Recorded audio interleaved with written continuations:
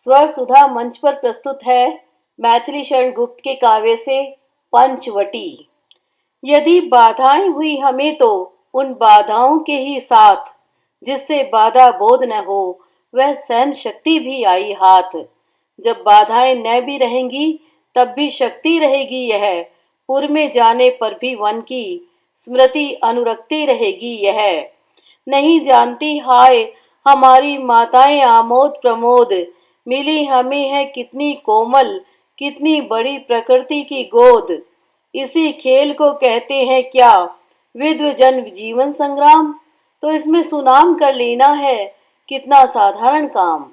बेचारी उर्मिला हमारे लिए व्यर्थ रोती होगी, क्या जाने वह हम सब वन में होंगे इतने सुख भोगी।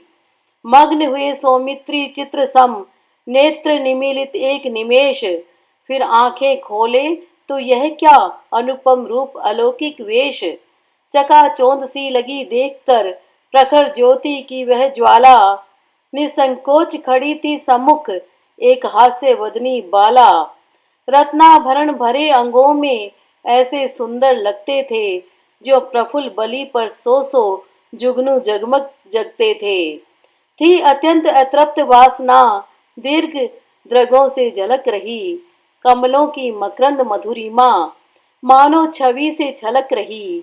किंतु दृष्टि थी जिसे खोजती, मानो उसे पा चुकी थी। भूली भटकी मृगी अंत में अपनी ठोर आ चुकी थी। कटी के नीचे चिकुर जाल में उलझ रहा था बायां हाथ, खेल रहा हो ज्यों लहरों से लोल कमल भौरों के साथ।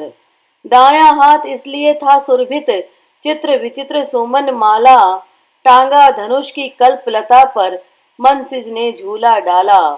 पर संदेह दोल पर ही था लक्ष्मण का मन झूल रहा, भटक भावनाओं के भ्रम में भीतर ही था भूल रहा। पड़े विचार चक्र में थे वे, कहाँ न जाने कूल रहा। आज जागृत स्वप्न शाल यह सम्मुख कैसा फूल रहा। देख उन्हें विस्मित विशेष वह सुस्मित वदनी ही बोली। रमणी की मूरत मनोज्ञ थी किंतु न थी सूरत भोली। शूरवीर होकर अबला को देख सुभग तुम थकित हुए, संस्कृति की स्वाभाविकता पर चंचल होकर चकित हुए। प्रथम बोलना पड़ा मुझे ही, पूछी तुमने बात नहीं। इससे पुरुषों की निर्ममता होती क्या प्रतिभास नहीं। संभल गए थे अब तक लक्ष्मण, वे थोड़े से मुस्काए। उत्तर देते हुए उसे फिर निज गंभीर भाव लाए। सुंदरी मैं सचमुच विस्मित हूँ तुमको सहसा देख यहाँ। ढलती रात अकेली बाला निकल पड़ी तुम कौन कहाँ। पर अबला कहकर अपने को तुम प्रगल्भता रखती हो, निर्ममता निरीह पुरुषों में निसंदेह निरखती हो। निर्ममता निरीह पुरुषों में निसंदेह निरखती हो।